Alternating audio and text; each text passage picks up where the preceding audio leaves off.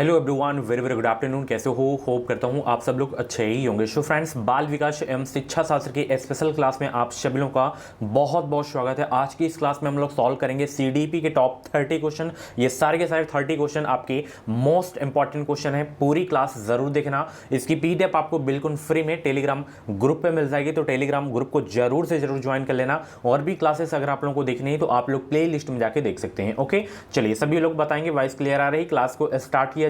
और आवेदन आपके बहुत ही जल्द स्टार्ट हो जाएंगे। नोटिफिकेशन आपको जो है सीटेट का बहुत ही जल्द देखने को मिल जाएगा, तो आप लोग तैयारी में लगे रहें। ओके, चलिए। और यहाँ पे डेली क्लासेस का टाइमिंग आप सब लोग देख सकते हैं। डेली सुबह 9 बजे, 2:30 बजे दोपहर में, शाम को 7 बजे क्लास होती है। ओके, चलिए। पहला प्रश्न देखना, ये यूपी टेट के लिए भी हेल्पफुल है, ठीक है ना। चलिए अगला प्रश्न यहाँ पे देखना, निम्न में से जो है कौन सा विकास का सिद्धांत नहीं है। यहाँ पे बताना है कि कौन सा जो है विकास का सिद्धांत नहीं है। अनुकूलित प्रत्यावर्तन का सिद्धांत, या निरंतर विकास का सिद्धांत, या परस्पर संबंध का सिद्धांत, या समान प्रतिमान का सिद्धांत। पहला का जो भी राइट आंसर आप लोग कमेंट बॉक्स में जवाब देने का प्रयास करेंगे। आज इसमें पेडागॉगी के क्वेश्चन नहीं होंगे, केवल आपके जो है सीडीपी के क्वेश्चन होंगे, कंटेंट वाले आपके क्वेश्चन होंगे।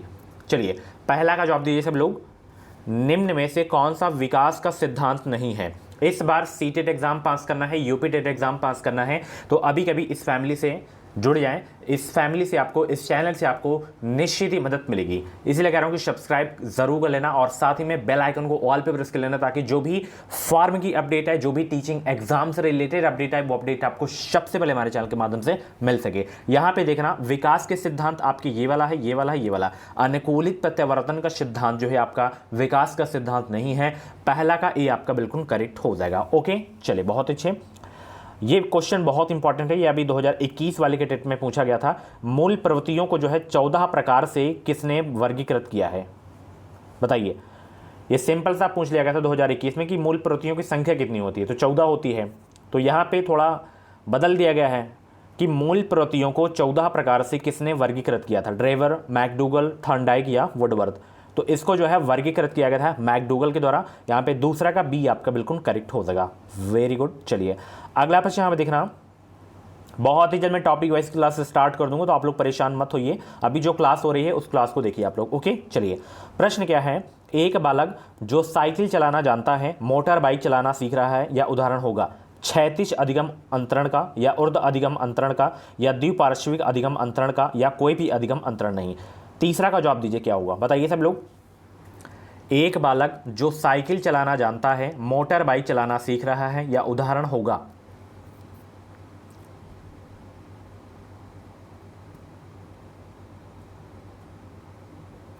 बहुत अच्छे। तो ये किसका उदाहरण है, ये उदाहरण है ऊर्ध्व अधिगम अंतरण का। ओके ना। चलिए यहाँ पे आपका बी वाला बिल्कुल करेक्ट हो जाएगा। अगला प्रश्न यहाँ पे देखना, अधिगम के प्रक्रम में अप्रेरणा जो है सीखने वालों की स्मृति को तेज बनाता है, या पुराने अधिगम से नए अधिगम को जो है विभेदित करता है, या गतिशील रूप से सोचने में सीखने वालों को प्रस्तुत करता है, या नए सीखने वालों में अधिगम के लिए रुचि का सृजन करता है। चौथा का जवाब दीजिए सब लोग। अधिगम के प्रक्रम में अभिप्रेरण जो है नए सीखने वालों में अधिगम के लिए रुचि का सृजन करता है। चौथा का यहाँ पे आपका डी वाला बिल्कुल करेक्ट हो जाएगा। कुछ भी डाउट है तो आप लोग मुझे इंस्टा पे फॉलो करके मुझे आप लोग मैसेज कर सकते हैं। अगला प्रश्न, कक्षा 5 के न्यून दृष्टि वाले बच्चे को निम्न स्तर के कार्य के लिए माफ़ करना उचित है, या उसके दैनिक कार्य में उसके माता पिता तथा मित्रों की सहायता करनी चाहिए, या कक्षा में सामान्य रूप से बर्ताव करना चाहिए एवं ऑडियो सीडी के जरिए सहायता प्रदान करनी चाहिए, या कक्षा में विशेष बर्ताव करना चाहिए। राइट आंसर क्या होगा, पांचवा को जवाब दीजिए सब लोग। सभी को गुड आफ्टरनून, सभी को गुड आफ्टरनून। वीडियो को लाइक कर दीजिए सभी लोग और शेयर कर दीजिए सभी लोग। चलिए बताइए सब लोग, 5 को जवाब दीजिए। कक्षा 5 के न्यून दृष्टि वाले बच्चे को जो है कक्षा में समान रूप से बर्ताव करना चाहिए एवं ऑडियो सीडी के जरिए सहायता प्रदान करनी चाहिए। 5 का सी आपका बिल्कुल करेक्ट हो जाएगा। अगला प्रश्न, निम्न में से कौन सी पूर्व बाल्यावस्था की विशेषता नहीं है, बताएंगे सब लोग। कौन सी जो है पूर्व बाल्यावस्था की विशेषता नहीं है इसमें।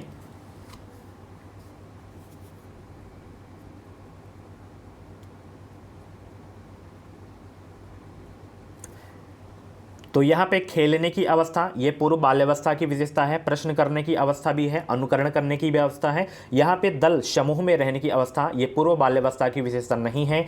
छठा का डी आपका बिल्कुल करेक्ट हो जाएगा। ओके, चलिए, बहुत ही अच्छे।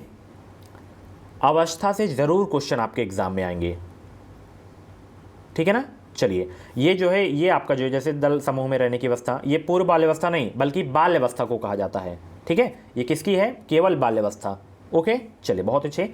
ये मोस्ट इंपॉर्टेंट क्वेश्चन है, इससे चाहे टेट हो चाहे सीटेट हो, एक प्रश्न आपका फिक्स है। पियाजे के जो है संज्ञानात्मक विकास सिद्धांत के अनुसार संवेदी क्रियात्मक अवस्था होती है कितने से कितने वर्ष तक, ये आपको बताना है।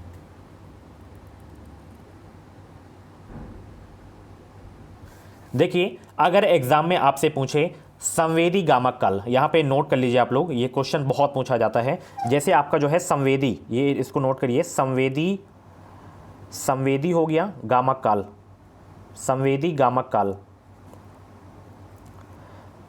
ये जो होता है 0 से 2 वर्ष तक होता है, ठीक है। उसके बाद आपका पूर्व संक्रिया, क्या होता है? पूर्व जो है संक्रिया, पूर्व संक्रिया काल, ये जो है किस आयु से किस आयु तक होता है? 2 से 7 वर्ष तक होता है, ठीक है, वाई से ईयर। उसके बाद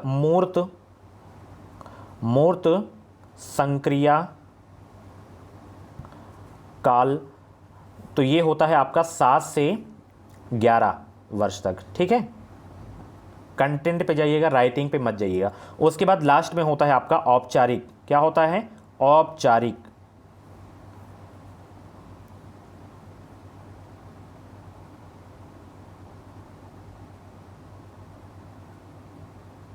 औपचारिक संक्रिया काल, ये आपका होता है 11 से 16 वर्ष तक, ठीक है। इसको नोट करिए, स्क्रीनशॉट लीजिए फटाफट। तो क्वेश्चन क्या पूछ रहा था कि जो है पियाजे के संज्ञानात्मक विकास सिद्धांत के अनुसार संवेदी क्रियात्मक अवस्था जो होती है वो किसमें होती है? वो होती है 0 से 2 वर्ष, ठीक है, यानी कि संवेदी गामक काल में होती है, ठीक है। यहाँ पे आपका जो है ए वाला बिल्कुल करेक्ट हो जाएगा। और भी मैं डिटेल में इसको पढ़ाऊंगा कि इसमें क्या होता है, जैसे वर्ष आपको पता हो गया कौन कौन सी किसकी आयु होती है, किस अवस्था में क्या क्या होता है, वो भी आपको बताऊंगा, ठीक है। चलिए, वो टॉपिक वाइज क्लास में पढ़ाऊंगा। अगला प्रश्न यहाँ पे देखना, बच्चों के बौद्धिक विकास की 4 विशिष्ट अवस्थाओं की पहचान की गई है, किसके द्वारा?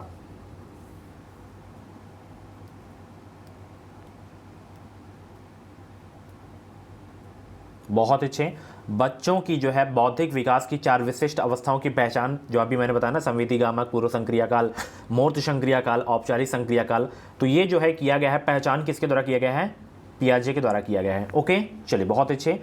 शिक्षा की जो है किंडरगार्टन पद्धति का प्रतिपादन किया है किसने? टीपी नन ने, फ्रोबेल ने, या स्पेंसर ने, या मॉन्टेसरी ने? 9 का जवाब दीजिए सब लोग। शिक्षा की किंडरगार्टन पद्धति का प्रतिपादन किया है किसने? एक बार सभी को गुड आफ्टरनून, सभी को गुड आफ्टरनून। वीडियो को लाइक कर देंगे, 50 लाइक से ज़्यादा इस वीडियो में लाइक होनी चाहिए। शिक्षा की किंडरगार्टन पद्धति का प्रतिपादन जो किया गया था फ्रोबेल के द्वारा किया गया था। 9 का सी आपका बिल्कुल करेक्ट हो जाएगा। अगला प्रश्न यहाँ पे देखना, व्यक्तिगत विभिन्नताओं से संबंधित निम्न में से कौन सा जो है कथन सही है? बताइए, कौन से कथन सही इसमें?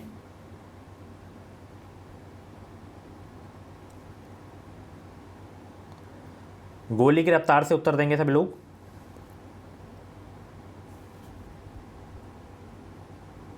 इसमें जो आपका कथन सही है वाला कि यदि विद्यार्थियों का बुद्धि स्तर समान है तब भी उपलब्धि में विभिन्नता हो सकती है। 10 का ए आपका बिल्कुल करेक्ट हो जाएगा। बहुत अच्छे। अगला प्रश्न यहां पर देखना, विकास के सिद्धांतों के बारे में निम्नलिखित में से कौन सा कथन गलत है? चारों कथनों को पढ़िए, फिर आप लोग बताइए इसमें कौन सा कथन गलत है विकास के सिद्धांतों के बारे में।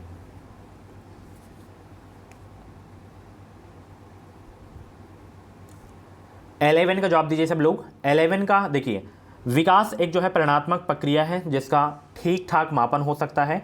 प्रत्येक बच्चा विकास के चरणों में गुजरता है, फिर भी बच्चों में व्यक्तिगत भिन्नताएं बहुत होती है। विकास परिपक्वन और अधिगम पर आधारित होता है। विकास वंशानुगमता और वातावरण के बीच सतत आरोग्य जो है क्रिया से होता है। तो 11 का इसमें जो आपका गलत होगा ये वाला गलत हो जाएगा, बाकी सब आपके सही हैं विकास के सिद्धांतों के बारे में, ठीक है। चलिए, अगला प्रश्न बहुत ईजी है। कि विकास के जो है मनोसामाजिक सिद्धांत का प्रतिपादन किसने किया था? फ्रायड ने किया था, वाटसन ने किया था, एरिक्सन ने किया था, कोहलर ने किया था? किसने किया था बताइए सब लोग।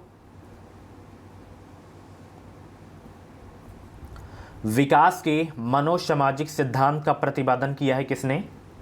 तो ये सिद्धांत का जो प्रतिपादन किया गया है विकास के मनोसामाजिक सिद्धांत का, वो किया गया है एरिक्सन के द्वारा किया है। किसके द्वारा? एरिक्सन के द्वारा किया गया है। अगला प्रश्न, जॉन डीवी द्वारा जो है समर्पित, क्या है? जॉन डीवी द्वारा समर्थित लैब विद्यालय के उदाहरण हैं सामान्य विद्यालय, पब्लिक विद्यालय, फैक्ट्री विद्यालय या प्रगतिशील विद्यालय? राइट आंसर क्या होगा? कमेंट बॉक्स में छापेंगे सब लोग। बहुत अच्छे। बस ऐसे ही आप लोग क्लास देखा करें, डेली क्लास आपको देखना है, एक भी क्लास आपसे छूटनी नहीं चाहिए।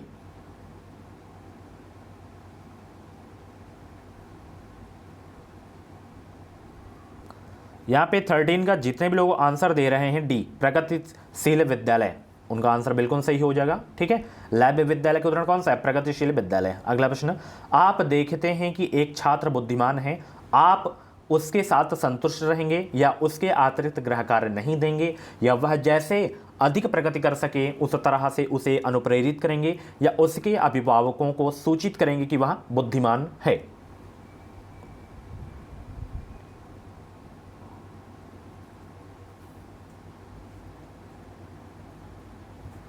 14 का जवाब दीजिए, फटाफट आंसर करेंगे।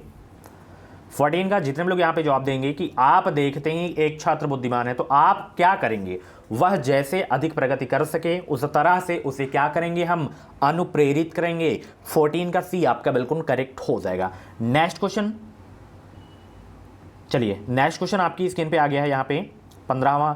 भाषा एक क्या है? विचार प्रक्रिया को प्रभावित नहीं करती, या विचार प्रक्रिया को निर्धारण कर सकती नहीं कर सकती है, या हमारी विचार प्रक्रिया को पूरी तरह से नियंत्रित करती है, या हमारी विचार प्रक्रिया को प्रभावित करती है? तो भाषा क्या नहीं कर सकती, क्या कर सकती है, ये आपको बताना है। 15 का जवाब दीजिए सब लोग।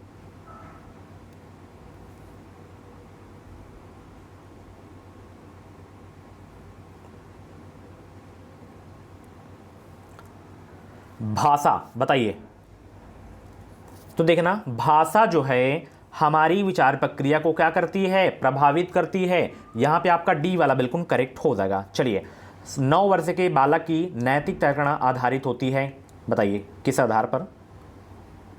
क्वेश्चन को अच्छे से पढ़ना।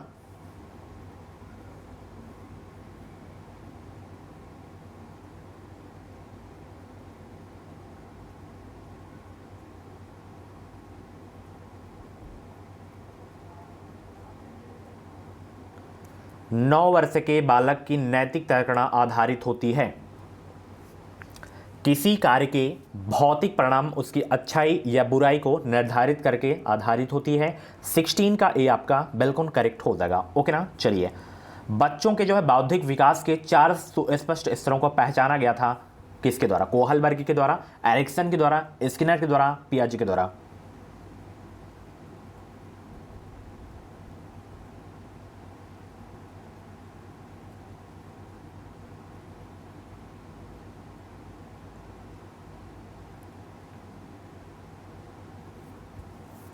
बताएंगे सब लोग। बच्चों के बौद्धिक विकास के 4 सुस्पष्ट स्तरों को पहचाना गया था किसके द्वारा? ये पहचाना गया था डियर पियाजे के द्वारा। किसके द्वारा पहचाना गया था? पियाजे के द्वारा पहचाना गया था। 17 का डी आपका बिल्कुल करेक्ट हो जाएगा। अगला प्रश्न, लॉरेंस कोहलबर्ग के द्वारा प्रस्तावित निम्नलिखित चरणों में से प्राथमिक विद्यालयों के बच्चे किन चरणों का अनुसरण करते हैं? बताइए किन किन चरणों का जो है अनुसरण करते हैं, ये आपको बताना है। 18 का जवाब दीजिए सब लोग, फटाफट आंसर करेंगे, गोली की रफ्तार से उत्तर देंगे।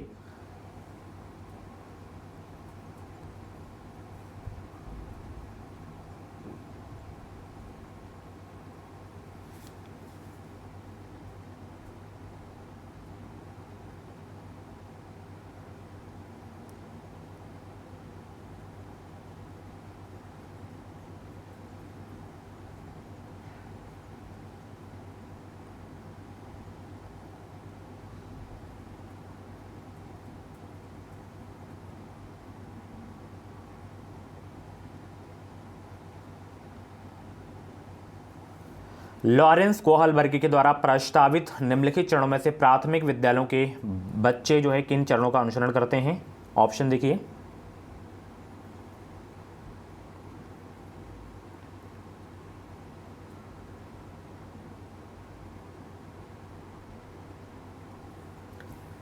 बताइए सब लोग, 18 का जवाब दीजिए। तो यहाँ पे आपका देखिए, आपका जो पालन कर रहा है वो कर रहा है ये वाला, पहला वाला और ये वाला, आज्ञा पालन और दंड उन्मुखीकरण और व्यक्तिगता और विनिमय। यहाँ पे ए भी आपका सही हो जाएगा, तो यहाँ पे पहला वाला आपका बिल्कुल करेक्ट हो जाएगा। चलिए अगला प्रश्न है, बच्चों के संज्ञानात्मक विकास को सबसे अच्छे तरीके से कहाँ परिभाषित किया जा सकता है? वेरी इंपॉर्टेंट क्वेश्चन और बहुत ही सरल प्रश्न बोल सकते हैं। खेल के मैदान में, विद्यालय एवं कक्षा में, ऑडिटोरियम में या गृह में?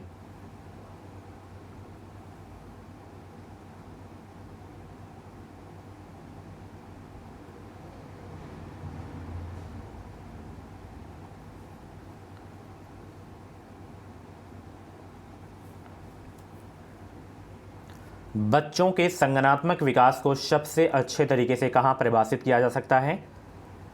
किया जा सकता है विद्यालय और कक्षा में। ओके, 19 का बी आपका बिल्कुल करेक्ट हो जाएगा। Well done. चलिए वीडियो को लाइक करिए, फटाफट लाइक करें फटाफट।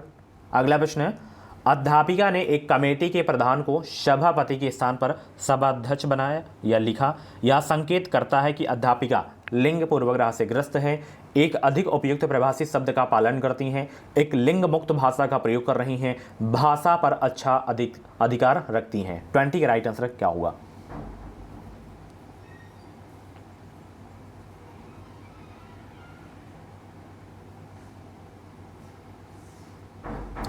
20 का आपका सी वाला बिल्कुल करेक्ट हो जाएगा कि अध्यापिका ने एक कमेटी के प्रधान को सभापति के स्थान पर क्या लिख दिया? सभाध्यक्ष। तो यह संकेत करता है कि एक लिंग मुक्त भाषा का प्रयोग कर रही हैं। 20 का राइट आंसर सी आपका बिल्कुल करेक्ट हो जाएगा। अगला प्रश्न वेरी इंपॉर्टेंट है, कक्षा में विद्यार्थियों की रुचि बनाए रखने के लिए एक शिक्षक को उचित है कि श्याम पट का प्रयोग करना या चर्चा करना या कहानी कहना या प्रश्न कहना या पूछना?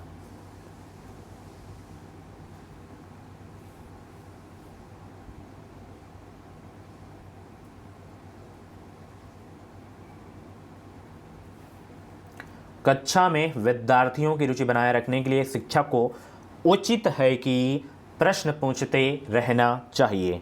ओके, चलिए यहाँ पे आपका डी वाला बिल्कुल करेक्ट हो जाएगा। फ्राइड के अनुसार हमारे मूल्यों का आंतरिकीकरण किसमें होता है? अहम में, इदम में, पराहम में या परिस्थितियों में?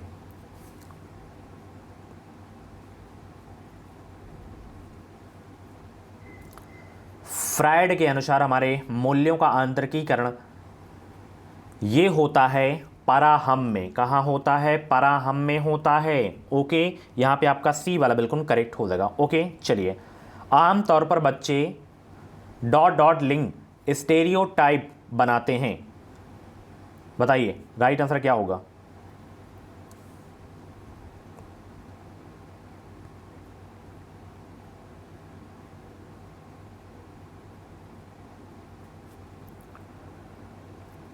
ट्वेंटी थ्री का राइट आंसर देंगे सभी लोग। आमतौर पर बच्चे जो है, ध्यान रखना, विपरीत लिंग के नकारात्मक गुणों पर ध्यान केंद्रित कर जो है लिंग स्टेरियोटाइप बनाते हैं। तो यहाँ पे आपका जो 23 का सही हो जाएगा, बी वाला आपका बिल्कुल करेक्ट हो जाएगा। अगला प्रश्न, निम्नलिखित में से कौन सा लिंग वर्णन अक्षर जो है लक्षित प्रशिक्षणों और कार्यशालाओं के माध्यम से महिलाओं की एजेंसी को बढ़ाने, सशक्तिकरण और उन्हें अपने जीवन का नियंत्रण स्वयं करने का जो है शक्ति प्रदान करने पर केंद्रित तरीके से जो है संदर्भित है? विकासात्मक तरीके में महिला या विकासात्मक तरीके में लिंग या उत्तर ढांचावाद या मानवाधिकार आधारित तरीका? 24 का राइट आंसर क्या होगा?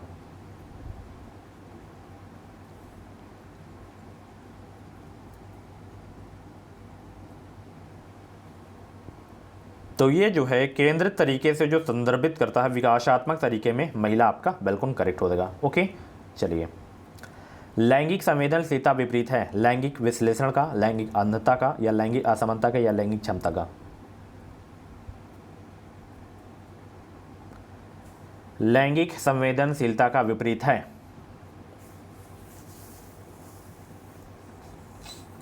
तो लैंगिक संवेदनशीलता का जो विपरीत है वो है लैंगिक विश्लेषण।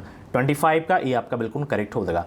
प्राप्तांकों के समूह का वह बिंदु जिसके नीचे समूह के आधे प्राप्तांक और जिसके ऊपर समूह के आधे प्राप्तांक होते हैं कहलाता है मध्यमान, बहुलांक, मध्यांक, मानक विचलन।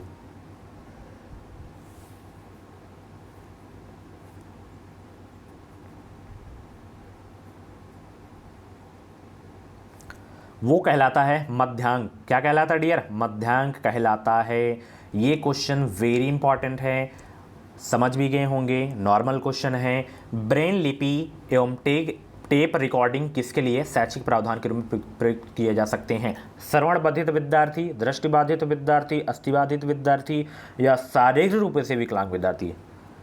देखिए, शारीरिक रूप वाला नहीं होगा, ठीक है, ना ही अस्थिबाधित के लिए होगा, ये होगा दृष्टिबाधित विद्यार्थी के लिए, यानी कि जो देख नहीं सकते। ठीक है, चलिए। आवर्ती वितरण को रेखा चित्र द्वारा प्रदर्शित करने की विधियों में से कौन सी एक विधि है, आपको बताना है। आकृति, स्तंभाकृति, गुंबाक्षर आकृति या स्वलिखित आकृति?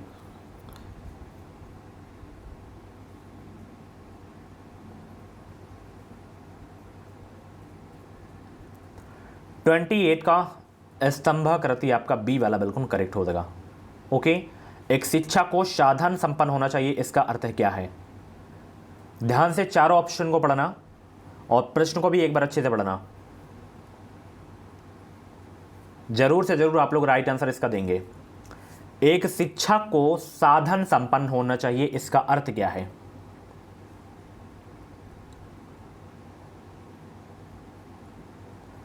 तो एक शिक्षा को साधन संपन्न होना चाहिए, इसका जो अर्थ है कि उनको अपने विद्यार्थियों की समस्याओं को हल करने का पर्याप्त ज्ञान होना चाहिए। 29 का सी आपका बिल्कुल करेक्ट हो जाएगा। लास्ट क्वेश्चन आ गया है, किसके अनुसार इदम, अहम और पराहम व्यक्तित्व के 3 घटक हैं?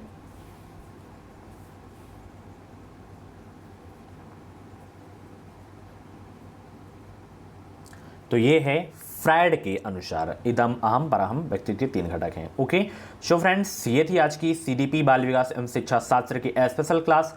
कैसी लगी क्लास? कमेंट बॉक्स में अपना फीडबैक जरूर देना। डेली क्लासेस देखने के लिए अभी कभी एजुकेशन मिसाइल यूट्यूब चैनल को सब्सक्राइब करें, बेल आइकन को ऑल पे प्रेस करें। मिलते हैं अगली क्लास पे। इस बार सीटेट यूपी टेट एग्जाम को क्वालिफाई करना है बेहतरीन अंकों के साथ। अभी कभी जुड़ जाना, इस चैनल से आपको निश्चित ही मदद मिलेगी। Thank you so much. मिलते हैं शाम 7 बजे वाली क्लास पे। Bye bye, take care. Class कैसे लगी अपना फीडबैक भी जरूर देना आप लोग। ओके ना, bye bye, take care. Score भी अपना कमेंट बॉक्स में जरूर देना आप लोग।